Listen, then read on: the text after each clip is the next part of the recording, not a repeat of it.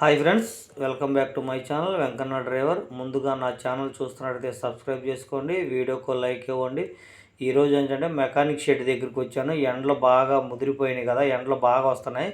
Radiator ఏమైందంటే ఒక radiator black అయిపోయింది.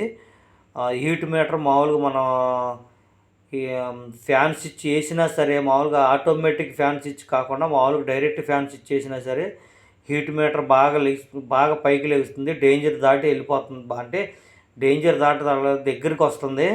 ఎందుకులే అని రేడియేటర్ క్లీన్ చేయించేసేద్దాం, రేడియేటర్ వేసుకుందామని ఆల్రెడీ నేను వేరే రేడియేటర్ ఒక 7-8 నెలల క్రితం ఒక రేడియేటర్, పాత రేడియేటర్ కొని బాగున్నది, అది క్లీన్ చేయించాను. అదొక 900, అదొక 500 కొని ఇది ఒక 400 పెట్టి బాగు చేయించాను. 900 అయింది.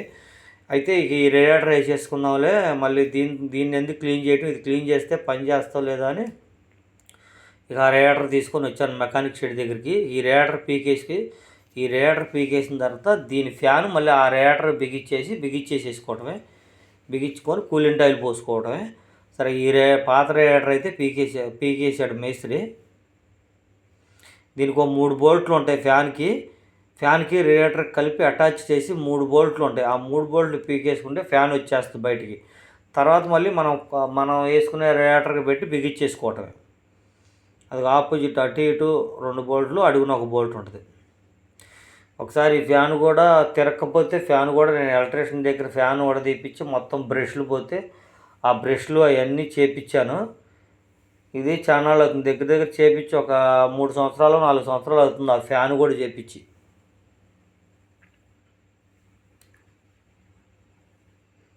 రేడియేటర్ అయితే ఫుల్గా బ్లాక్ అయిపోయింది. లోపల మొత్తం అంతా ఈ కూలెంట్ వాటర్ అవి కలిపి గడ్డలు కట్టేసింది, రాయిలాగా గడ్డలు కట్టేసేసింది. అందుకనే మీటర్ లెగుస్తుంది.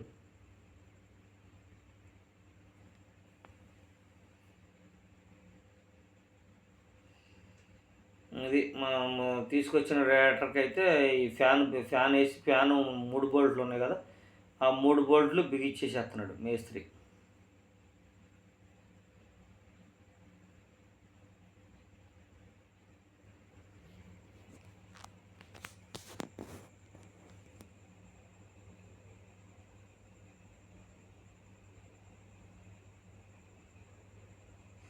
ఈ 3 బోల్ట్లు బిగించేసి రేడియేటర్ దానికి పెట్టేసేసి ఆ టేపు ఓస్ పైపు, పైన ఓస్ పైపు, కింద ఓస్ పైపు నొక్కేయటమే.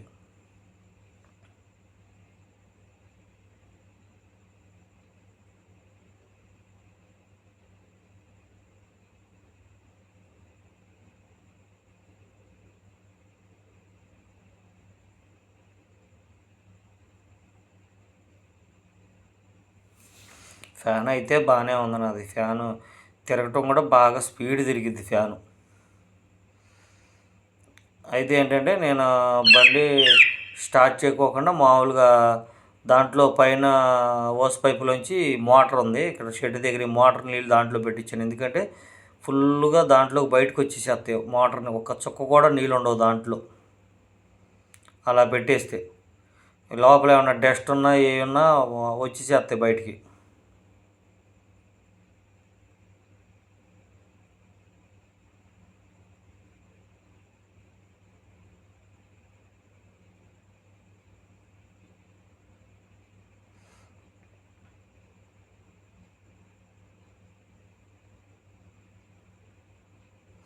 ఈ షెడ్ వచ్చి మీకు అదివరకు చెప్పాను కదా, పుట్రాల రోడ్లో వికాస్ కాలేజీ పక్కన లెఫ్ట్ సైడ్లో ఉంది.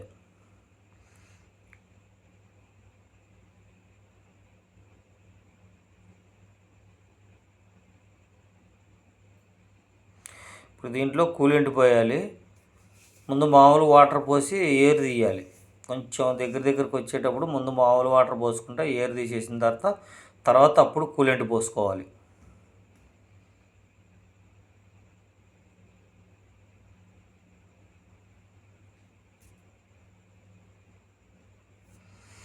ఈ కూలెంట్ పోసే డబ్బా కూడా బాగా డస్ట్ పట్టింది, లోపల బాగుంది, మట్టి అంతా పేరుకుపోయి.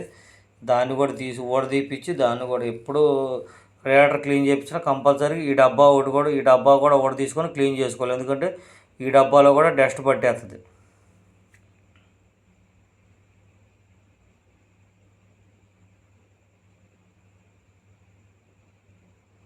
డబ్బా అయితే లోపల క్లీన్ అయిపోయింది.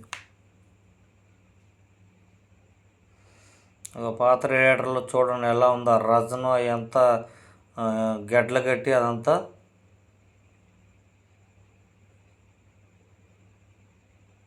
రేడియేటర్ అయితే పని చేయదు, ఇది నాకు తెలిసినంత మటుకు పని చేయదు.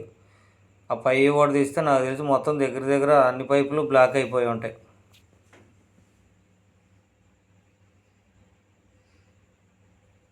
మామూలు వాటర్ అయితే పోసాము, ఏరు తీసేసాము. ఇక కూలెంట్ పోస్తున్నాను. కూలెంట్ ఇక్కడే మేస్త్రి దగ్గరే ఉంది. కూలెంట్ 345 రూపాయలు కూలెంట్ డబ్బా. 1 లీటర్ వచ్చి కూలెంట్ డబ్బా 345.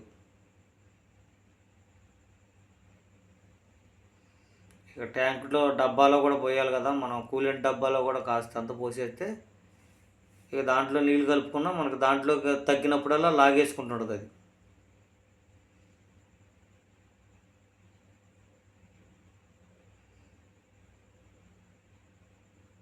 ఇంకో కూలెంట్ డబ్బాలు ఇప్పుడు మనం క్లీన్ చేసిన కూలెంట్ డబ్బా ఉంది కదా, ఆ డబ్బాలో పోసేస్తున్నాను మిగతా మిగిలింది కూలెంట్ ఆయిల్.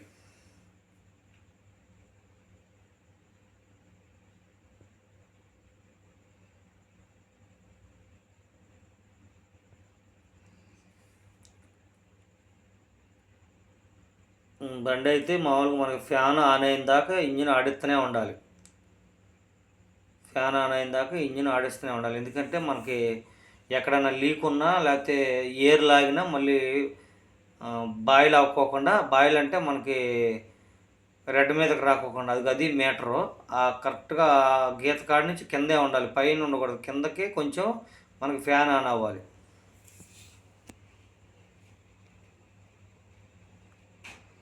అది ఇప్పుడే సగానికి లేచింది. బాగా రేజ్ చేసాం కదా, బండి బాగా ఎక్కువ స్పీడ్ పెట్టాం రేజు. ఇప్పుడు అక్కడ లేచింది. ఆ దగ్గరికి వచ్చిన తర్వాత ఫ్యాన్ ఆన్ అవ్వాలి మనకి, హీట్ ఫ్యాన్. అప్పుడు హీట్ ఫ్యాన్ అవుతే మనం ఇక్కడ షెడ్ కాడ నుంచి వెళ్ళిపోవచ్చు, మన పని అయిపోయినట్టే. ఎందుకంటే ఎటైనా లీకులు ఉన్నా అప్పటికప్పుడు తన్నేసేస్తాయి. ముందు మెయిన్ లీకులు చూసుకోవాలి, లేదంటే కూలెంట్ ఆయిల్ పోద్ది. దగ్గర దగ్గర 340 రూపాయలు పెట్టి పోసాం కూలెంట్ ఆయిల్. ఇంకా ఫ్యాన్ అయితే ఆన్ అయింది, సౌండ్ వస్తుంది చూసారు. అసలు ఫ్యాన్ అప్పుడు దాకా మామూలుగా ఉంది, ఇప్పుడు ఫ్యాన్ ఆన్ అయింది. అది తిరుగుతుంది చూడండి లోపల ఫ్యాన్. ఆ ఫ్యాన్ అవుతేనే ఇంజిన్ కూల్ అయిపోద్ది, లేకపోతే కూల్ అవ్వదు.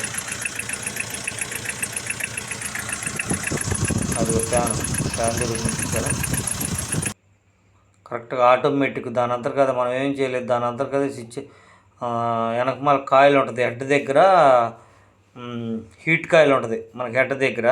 ఈ వాటర్ ఎప్పుడు హీట్ ఎక్కిందో, ఇంజిన్ ఎప్పుడు హీట్ ఎక్కిందో ఆ కాయిల్కి టచ్ అయ్యి ఆ కాయిల్ మళ్ళీ ఫ్యాన్ దగ్గరికి పంపిస్తుంది సప్లై. ఫ్యాన్ అప్పుడు ఆన్ అవుద్ది. ఫ్యాన్ ఆన్ అయ్యి అప్పుడు తిరిగినంతసేపు తిరిగి ఇంజిన్ కూల్ అయిపోయిన తర్వాత మళ్ళీ ఆగిపోద్ది.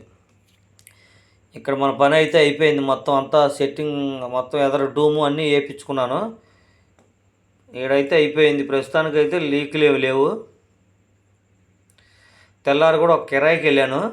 అయితే ఏంటంటే మనకి అక్కడికి వెళ్ళంగానే కరెక్ట్గా ఈటుగాడికి వెళ్ళంగానే ఫ్యాన్ ఆన్ అవుతుంది, దిగిపోతుంది, ఫ్యాన్ ఆన్ అవుతుంది, దిగిపోతుంది. మీటర్ అయితే లైట్గా అంత పైకి వెళ్ళంగానే ఫ్యాన్ ఆన్ అవుతుంది. ప్రాబ్లం ఏం రాలేదు ప్రస్తుతానికైతే. ఒక కిరాయికి వెళ్ళాను, అది లైట్ లోడే. బాగా మధ్యాహ్నం పూట వెళ్ళాను. లైట్ లోడే మొత్తం మీద ఒక 5 క్వింటాలు కూడా ఉండవు దాంట్లో. లైట్ లోడే కొబ్బరి మొక్కలు ఉన్నాయంటే కొబ్బరి మొక్కలు దింపిరావడానికి పక్కన ఒక 10 కిలోమీటర్లు వెళ్ళాను. ఒక అన్నీ అవి మొత్తం కలిపి ఒక 20 మొక్కలే. అవి దింపిరావడానికి వెళ్ళాను, ఒక 10 కిలోమీటర్లే. అది దింపు వచ్చేసేటప్పుడు మళ్ళీ ఫ్యాన్ ఏమైందంటే మళ్ళీ ఫ్యాన్ తిరుగుతూనే ఉంది, మీటర్ లెగుస్తుంది పైకి. ఏంటబ్బా ఫ్యాన్ తిరుగుతుంది మీటర్ లెగుస్తుందని నేను బండి పక్కన పెట్టేసాను. బాగా ఎండ కూడా ఉంది, బాగా దారి పక్కన. మనం అలా చూసుకోలేదంటే మళ్ళీ మీటర్ పైకి వెళ్ళిపోయిద్ది, ఇంజిన్ బాయిల్ అయిపోయి మళ్ళీ ప్రాబ్లం వస్తుంది, గ్యాస్ కట్టిపోద్ది. చాలా రిస్క్తో కూడుకున్న పని. అయితే ఏమైందంటే వాటర్ కారిపోతుంది. ఇదేంటంటే ప్లాంజీ దగ్గర ఐరన్ పైప్ వస్తుంది. ఆ పైప్ ఐరన్ పైప్ ఉంది కదా, ఐరన్ పైప్కి బెజ్జం ఉంది, చిన్న పువ్వు బెజ్జం వల్లే ఉంది. మళ్ళీ మెకానిక్ దగ్గరికి వచ్చాను. మళ్ళీ తెల్లారి మధ్యాహ్నం పూట కరెక్ట్గా 3:30కి మెకానిక్ దగ్గరికి వచ్చి ఆ ప్లాంజీ అది ఓడదీపించి కొత్తది వేయించాను, వేరే తెప్పించాను. మెకానిక్ దగ్గర సెకండ్ హ్యాండ్ ఉంది, మేస్త్రి దగ్గర ఆయన బండి, అవన్నీ వేయించారు. అది అక్కడ కారుతుంది. ఇందాక ఏమైందంటే ఫస్ట్ అక్కడి నుంచి వాటర్ బాగా కారిపోయింది. ఆ టర్నింగ్లో ఉన్నది ఇనప పైపు ఆ ప్లాంజీకి ఆనుకొని ఉన్న ఇనప పైపు బెజ్జం పడిపోయింది. పైపుకి అరిగి అరిగి అరిగి బెజ్జం పడిపోయింది. ఇప్పుడైతే వాటర్ కారట్లేదు. మొత్తం అంతా మళ్ళీ సిస్టమ్ అంతా చాలా వరకు నా కూలెంట్ అయితే చాలా పోయింది. 340 రూపాయలు పోసిన కూలెంట్ చాలా వరకు పోయింది. ఎందుకంటే అది ఆల్రెడీ నేను లీక్ అయితే అవ్వట్లేదని రాత్రి బండి తీసుకొచ్చి ఇంటి దగ్గర పెట్టుకున్నాను.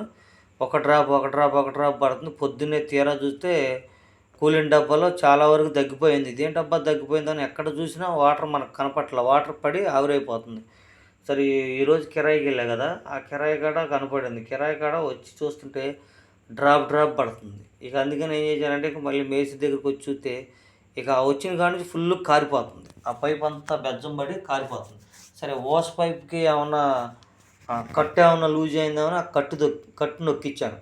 కట్టు నొక్కితే ఐరన్ పైప్కే బెజ్జం పడిపోయింది. ఆ పాతది ఎప్పటియో కదా, ఐరన్ పైప్కే బెజ్జం పడిపోయి ఐరన్ పైప్లోంచి వాటర్ కాడుతుంటే ఇక మేస్త్రి దగ్గర సెకండ్ హ్యాండ్ బండిది ఉంటే ఇక అది వేయించి మొత్తం అంతా మళ్ళీ కూలెంట్ వాటర్ కలిపి మిక్స్ చేసి పోసి ఫ్యాన్ ఆన్ అయిన దాకా దగ్గర చాలాసేపు 2-3 గంటలు ఫ్యాన్ ఆన్ అయ్యి మళ్ళీ రెండోసారి కూడా ఆన్ అయిన దాకా అక్కడే ఏమీ లీకులు లేవు, అన్నీ బాగానే ఉన్నాయి అనుకున్న తర్వాతే బానెట్టు ఎదర డూము మొత్తం వేసుకొని అప్పుడు బయలుదేరి వచ్చాను. కాకపోతే ఏంటంటే మనకి 345 రూపాయల కూలెంట్ పోయిందనే బాధ. మొత్తం కూలెంట్ అంతా కారిపోయింది. ఈ వీడియో మీకు నచ్చినట్టయితే లైక్ చేయండి, షేర్ చేయండి, కామెంట్ చేయండి, గంట సింబల్ కొట్టండి. మా వీడియోస్ అన్ని మీకు వస్తే బాయ్.